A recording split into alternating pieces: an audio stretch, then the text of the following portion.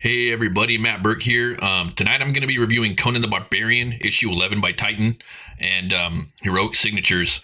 I wanted to get a review going for this a little earlier, but I got a new work schedule, so I got put behind like about a week or so. And I'm just digging this cover, man. Just really loving it. Love the painted look and just that old school feel to it. This guy went all out on it. I heard this one has got some big game-changing stuff in it, so this review is probably going to be kind of long, and there's going to be some spoilers. Men and women, so go ahead and check it out. We got Conan City of the Dead right here. This book's coming out in June. It's gonna have two stories, I believe. It looks really awesome. You guys are gonna have to pick that one up too. And yeah, this is where they're at right now. Conan's been basically traveled back through time, and we can get into a little bit of the catch up right here. From the depths of troubled dreams, King Cole witnessed prophetic visions of a sinister power spreading from a black spire, whose source called from his childhood village upon Atlantis. Roused from his slumber and mania, King Cole freed the wrongly imprisoned Conan of Samaria and Brule, asking their assistance to seek out and vanquish the evil before it brought calmly to Valusia. A proposition readily accepted, bolstered by a contingent of the king's loyal Red Slayer guards. They traveled across the sea, weathering savage storms and foul pirates before making landfall in Atlantis. Wending through routes laid forth in Cole's visions, the routine followed the king, wary of his dark melancholy and the evil power said to be close at hand. A caution well founded. For arriving at the site of Cole's former Atlantean home, they discovered no dark tower, but instead a vast orifice of devastation, a screaming abyss leading deep into the earth's bowels, knowing too that it is where they must go.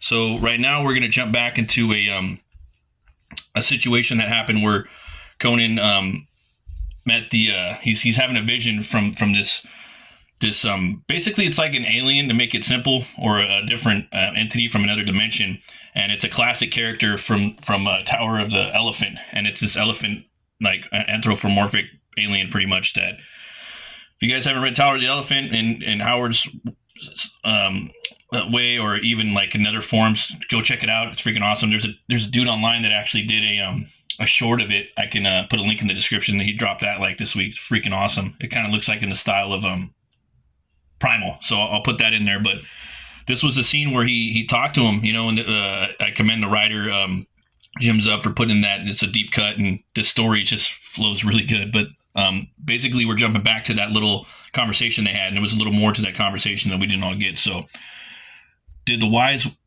one impart any sight? Brule's question lingers in the recesses of Conan's mind. Possibly, his words were elusive. Yag Kosha, that's his name, the elephant, speech was perfectly clear, but the Sumerian cannot yet fathom their meaning.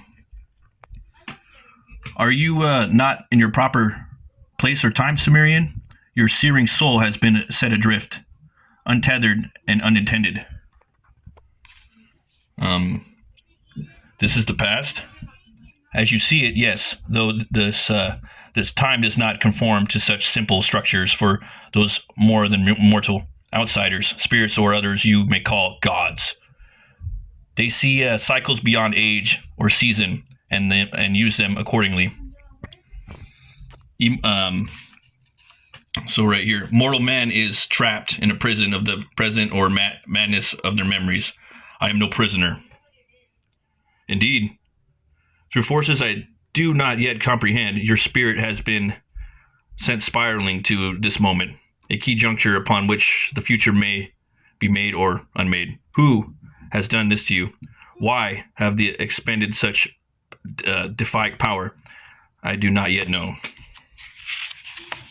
And then right here, he's basically talking to him about he had to work with Brule, and Brule is basically he's like a forefather to Brissa. That was from the first issue. If you guys haven't read the first issue, go back and read that. And then right here, Conan's saying, "Am I being used?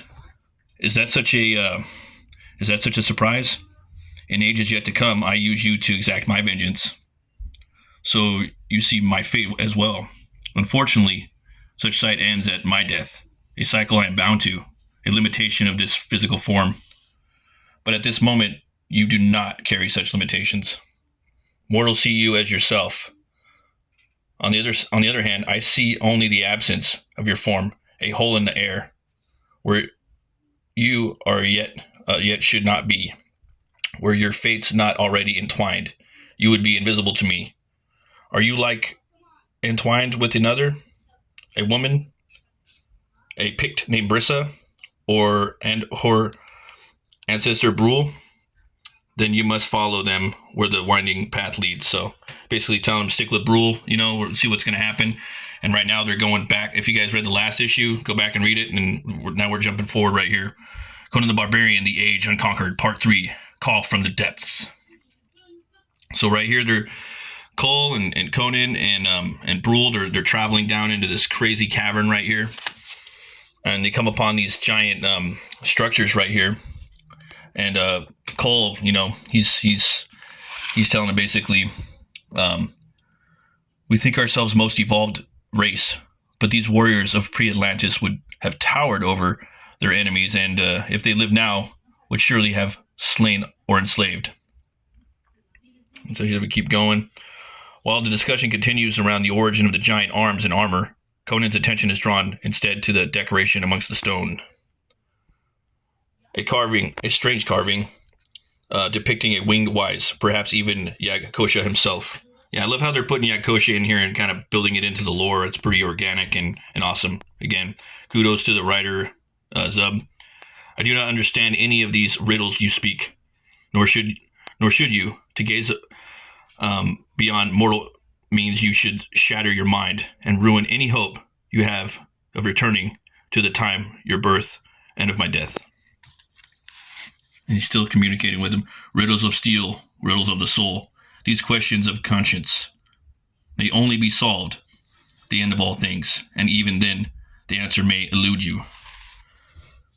And so, he's still talking, and basically, he got some information from the elephant, and we're gonna keep moving forward with the story.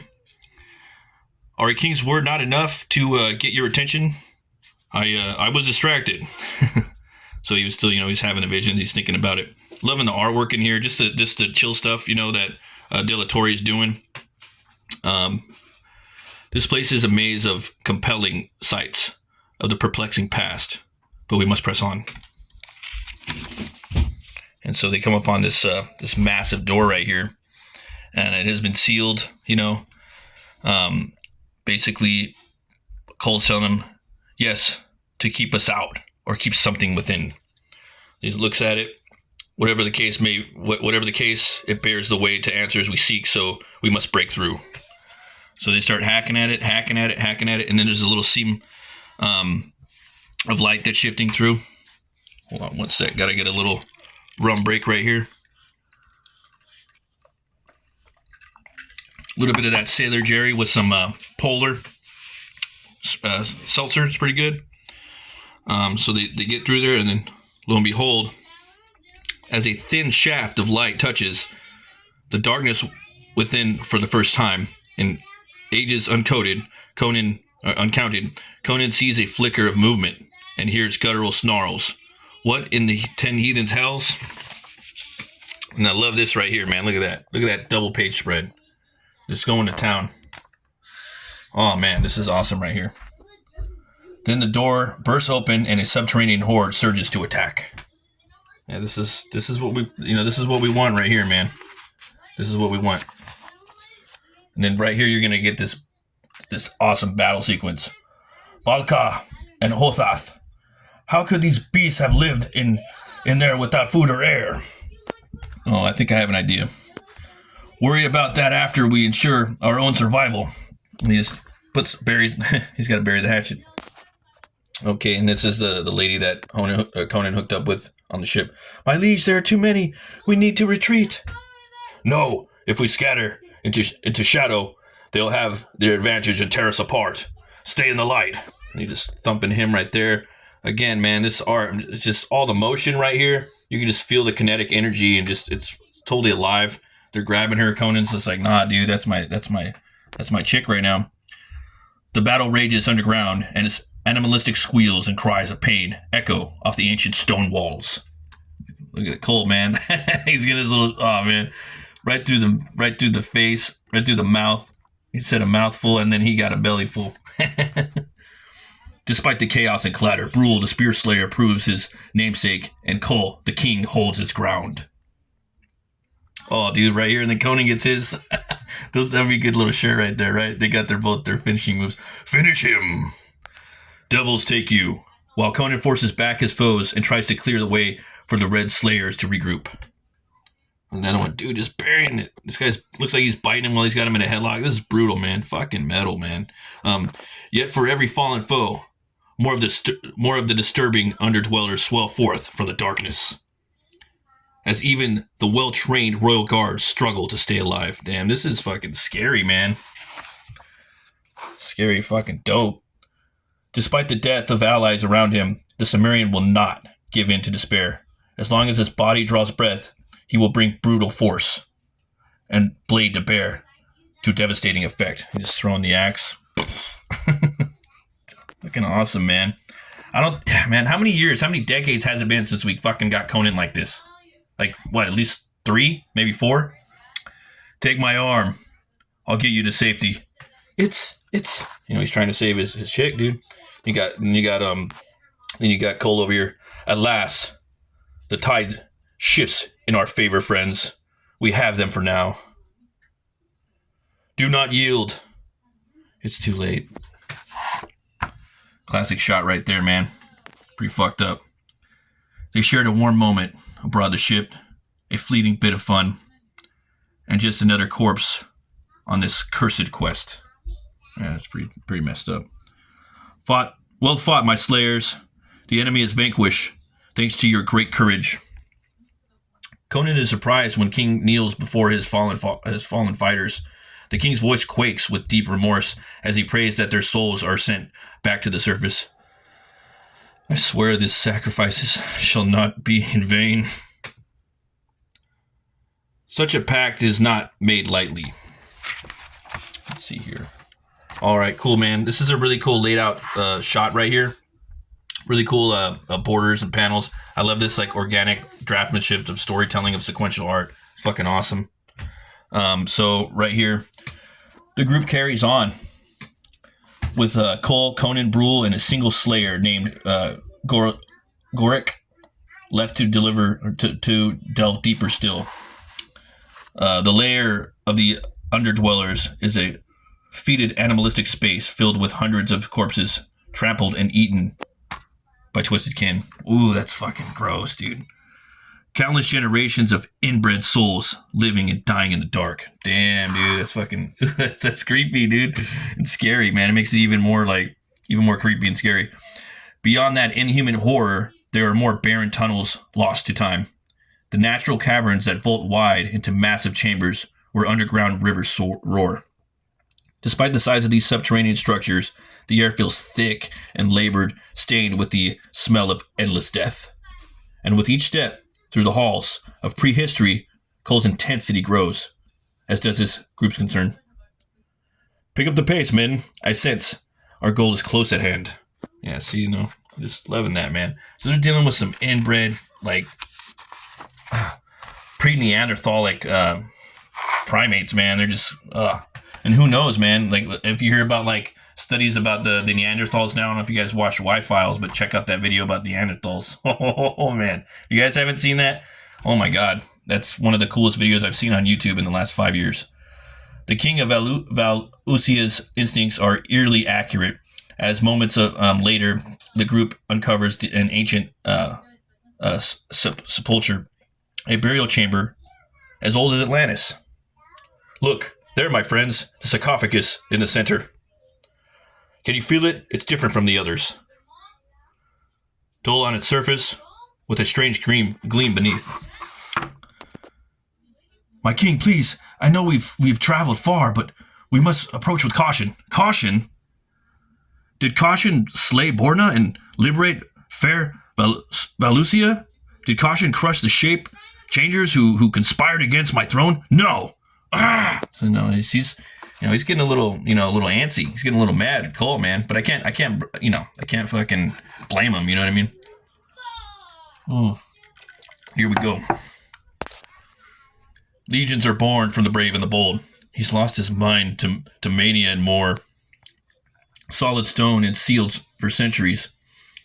Moving the lid of the sarcophagus would normally require the efforts of all four men. Damn, dude. He's getting that full berserk, or maybe even the tiger spirit. Yep. But King Cole is bolstered by a tiger spirit, its strength, and the depths of his desire. Incredible.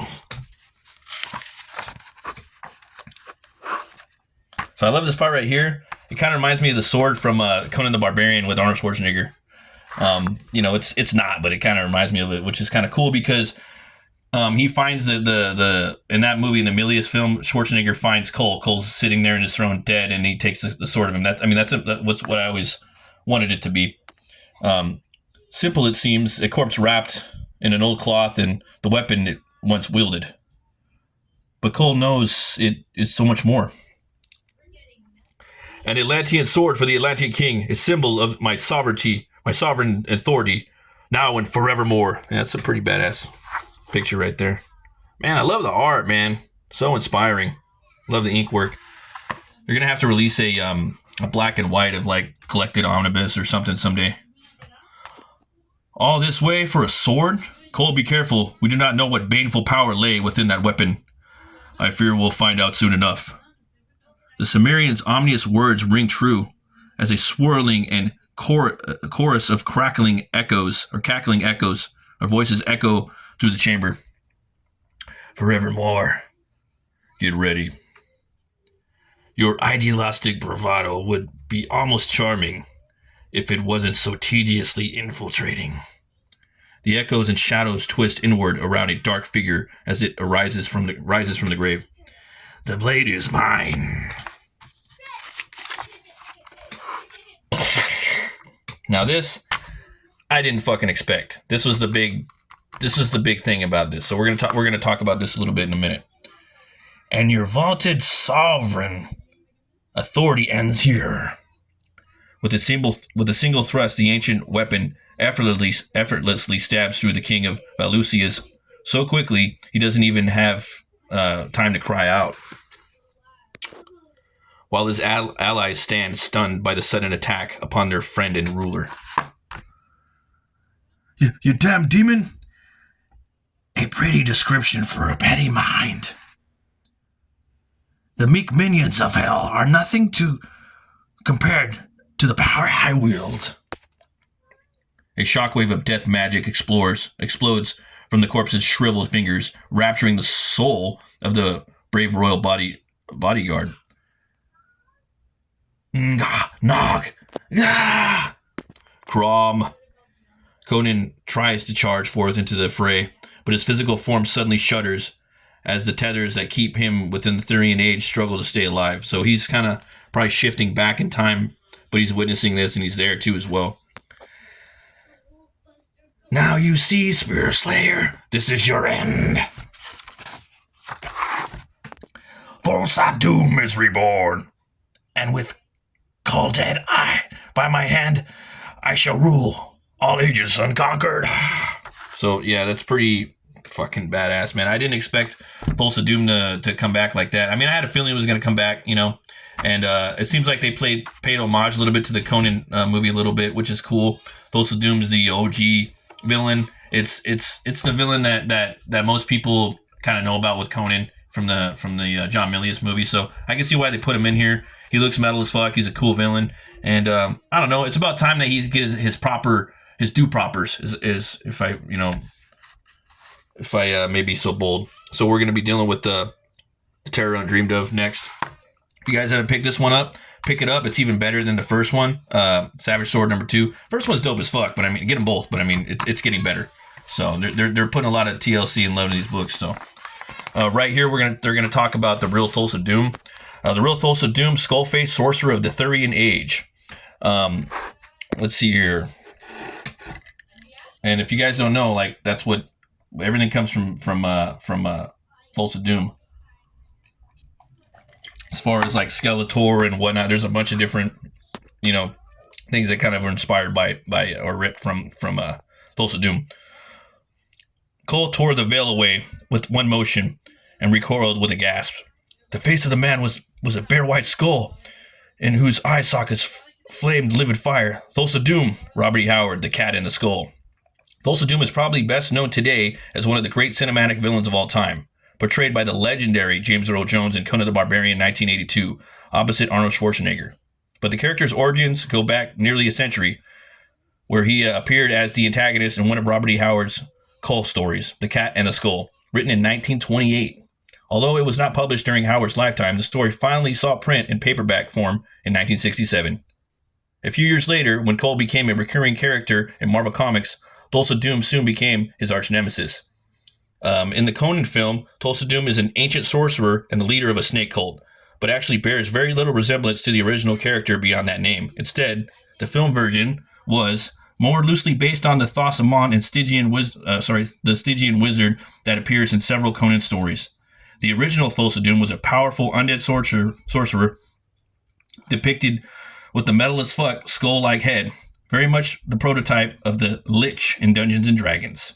In an early draft of The Cat and the Skull, a slave named Cthulhu attempted to trick Cole by sending him to a near certain death. Cole survives the curse by sending him to a near certain death. Cole survives, of course, and Cthulhu is revealed to be Dulissius Doom in disguise, although we see little of his powers other than a spear being thrust through him to no effect. It is clear that Howard intended him to be a reoccurring character as he escapes in the end.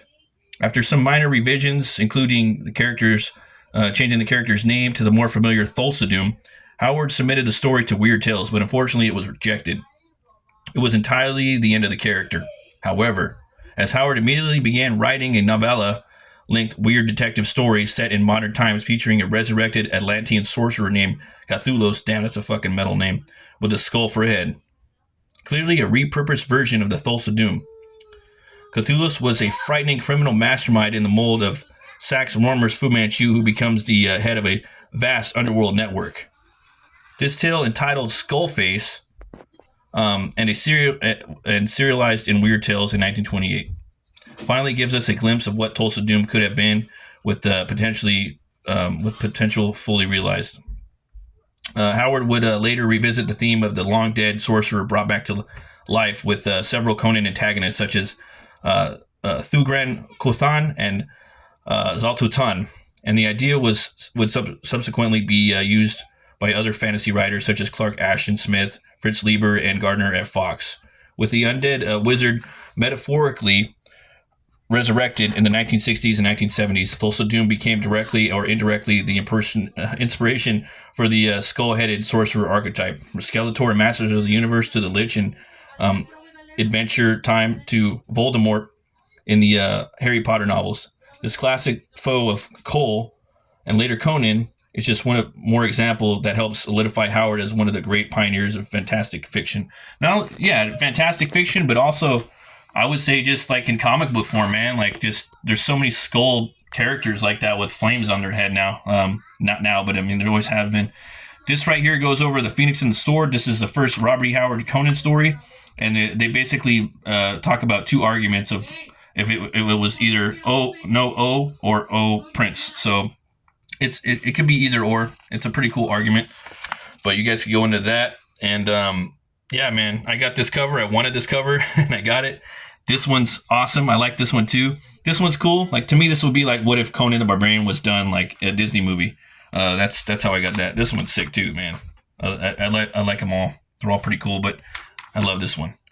But yeah, man, I can't wait to see where the story goes. It looks like there's going to be one more issue with De La Torre doing the art, and then they're probably going to shift gears into something else. I think it was a wise decision to pick Thulsa Doom. I think he's just a cool, the character's really metal and dark and horrific, and I think that's a cool way that was a really, I have to say brilliant approach to take this series and the relaunch of Conan, and you're going to do it right after fucking 3 or 4 decades. I think Thulsa Doom is a cool way to do it, in the way that they put Cole in there. Now, what I was talking about earlier, what I wanted to talk about now was that killing Cole the way they did like that. I think it was a cool, epic way to do it. I don't, it's in this, big underground layer with these crazy, inbred like dwellers, and you have, Tulsa coming back from the dead and he's resurrected, and it just gives weight to it, and Conan's probably going to find out that he has the blood of him, and it's going to give him more of a reason to get revenge, and it's going to be more of a burden for him to carry. And then he might even get the sword, and that was Cole's sword. He found that, so there's just a lot of room to carry all that. The weight of burden, the beast of burden. So that, and this again, like the whole horrific angle that he took with it, as opposed to using the most famous Othamon character, sorcerer, which he's equally just as good, but I see that the approach with this and tying them both together, because he is a Cole villain with a Conan villain, was very, very genius. But yeah, I love this book. I can't wait to read part 4. Check out the other omnibuses of the reprinted stuff that Titan's putting out from Marvel, and also the Savage Sword that they're going to be reprinting too. I want to pick those up. Father's Day is coming up, so hopefully we'll get some. And as always, folks, thanks for watching. Always remember to be bold, be brave, and roll the bones to know your role. I'll see you guys later. Bye-bye.